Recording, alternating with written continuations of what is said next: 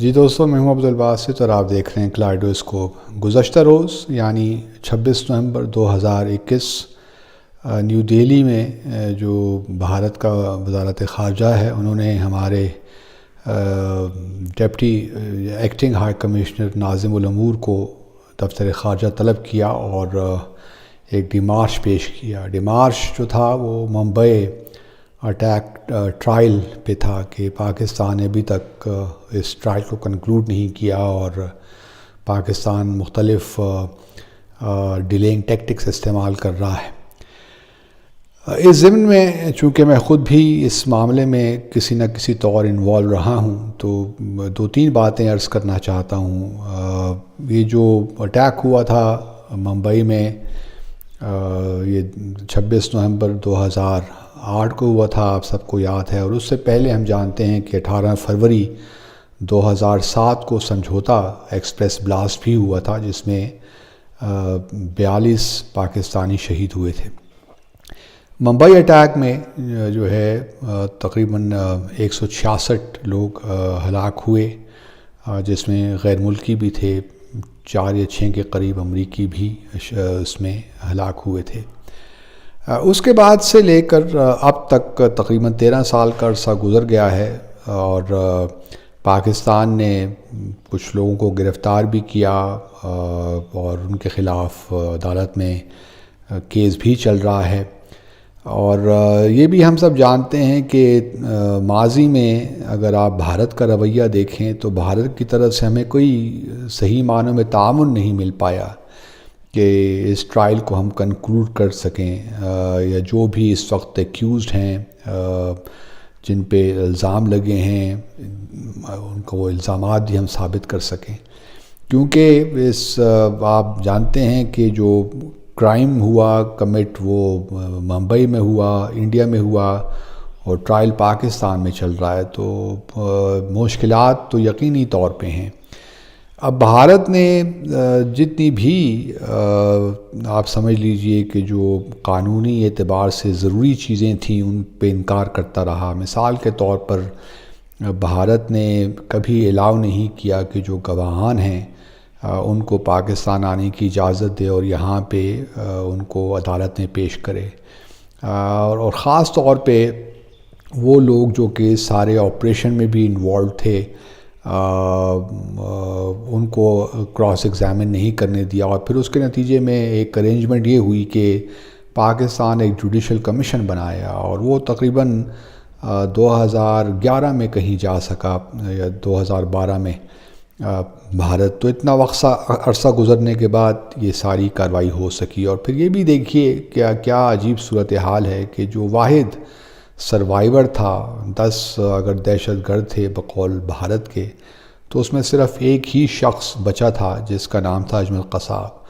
اور اجمل قصاب پر اتنی زبردست تیزی کے ساتھ انہوں نے وہ ساری کارروائی کی، ٹرائل چلایا کہ اور اس کو پھانسی کی سزا دے دی گئی، اور پھر اس کو پھانسی کی سزا بھی ملی 21 نومبر 2012 کو پونے میں اس کو تختہ دار پہ لٹکا دیا گیا۔ پاکستان جوڈیشل کمیشن کو اس سے بھی ملنے کی اجازت نہیں دی گئی۔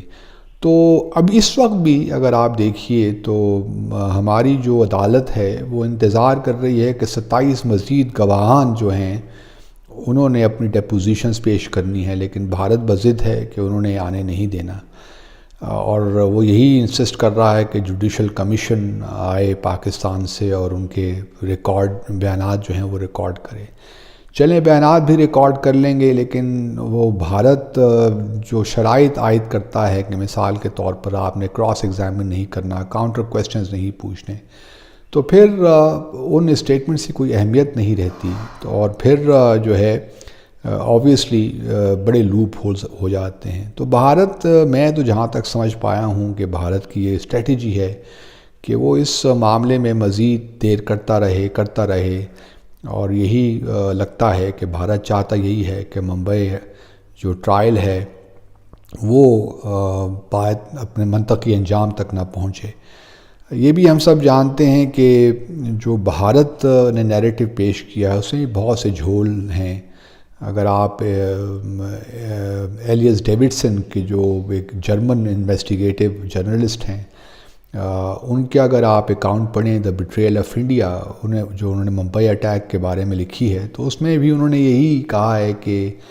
یہ بعد از قیاس نہیں ہے کہ یہ سارا جو ممبئی ہے یہ فالس فلیگ آپریشن ہو، اور انہوں نے اس کو ثابت کرنے کی بھی کوشش کی ہے۔ اب یہ کوئی پاکستانی نہیں کہہ رہا، بلکہ ایک جرمن جو انویسٹیگیٹو جرنلسٹ ہے اس کی کتاب ہے، اور بڑی ضخیم کتاب ہے، اگر آپ کو کوئی موقع ملے تو آپ ضرور پڑھیے۔ تو میں یہ نہیں کہہ رہا کہ میں ان کی ایلیس ڈیوڈسن کی بات سے اتفاق کرتا ہوں، لیکن کویسچن یہ ہے کہ بھارت کیوں ڈائلیٹری ٹیکٹکس استعمال کر رہا ہے، کیوں پاکستان کے ساتھ تعاون نہیں کرتا؟ سب سے بڑا میرا سوال یہی ہے۔ مجھے یاد ہے کہ 2015 میں ہمارے اس وقت جو فارن سیکرٹری تھے، انہوں نے ایک خط لکھا تھا اپنے بھارت کے جو ہم منصب تھے، کچھ چیزیں ہم نے مانگی تھیں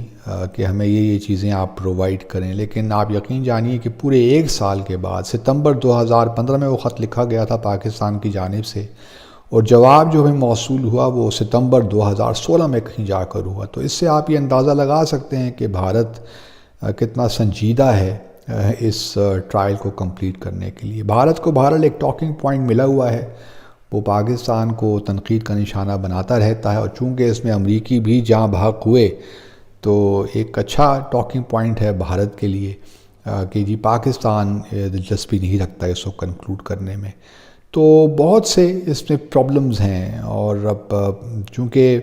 اب یہ معاملہ کسی نہ کسی طور FATF میں بھی اٹھ کھڑا ہوتا ہے، اور وہاں پہ بھی لنکیجز کریٹ ہوتی ہیں کہ جی آپ جلدی پروسیکیوٹ کیجیے۔ اب دیکھیے ضروری یہ بھی نہیں ہے کہ جب یہ ٹرائل کمپلیٹ ہو تو جو 7 ایکیوزڈ ہیں یا جن پہ مقدمہ چل رہا ہے وہ جو ہیں ان کو سزا ہو جائے۔ ممکن ہے کہ وہ کیونکہ شواہد جو بتاتے ہیں وہ تو یہی کہتے ہیں کہ جی کوئی جرم ثابت ہونا بہت مشکل ہے، تو اب دیکھنا یہی ہے، اور بھارت کو بھی شاید اس بات کا اندازہ ہے کہ اور پھر ہم نے جلدی بھی نہیں کی۔ دیکھیے سمجھوتہ ایکسپریس میں تو بھارت نے جتنے بھی ایکیوز تھے ان کی تو عدالت نے سب کو بری کر دیا، لیکن ہم یہ کام نہیں کرنا چاہتے کہ ہم اس مقدمے کو سیاسی مقدمہ بنائیں۔ اگر یہ مقدمہ ہے اور چل رہا ہے تو ہم چاہتے ہیں کہ قانونی اعتبار سے جتنے بھی لوازمات ہیں یا جو بھی قانونی مراحل ہیں ان کو طے کر کے اس کے منطقی انجام تک پہنچایا جائے، اور بھارت بہرحال یہی چاہتا ہے کہ یہ معاملہ اسی طرح ہی چلتا رہے، اور پاکستان کے خلاف اس کو ایک ٹاکنگ پوائنٹ ملا ہوا ہے جو کہ وہ ہر جگہ استعمال کرتا ہے، خاص طور پہ FATF میں بھی آج کل استعمال ہو رہا ہے۔ تو بھارت سے یہی گزارش ہے کہ ہمیں ڈیمارش دینے سے پہلے اپنا ریکارڈ دیکھ لیں اور دیکھیں کہ آپ نے کہاں کہاں پاکستان سے تعاون نہیں کیا، جس کی وجہ سے آج اس مقدمے کو 13 سال ہونے کو آ گئے ہیں۔ آپ سب کا بہت شکریہ۔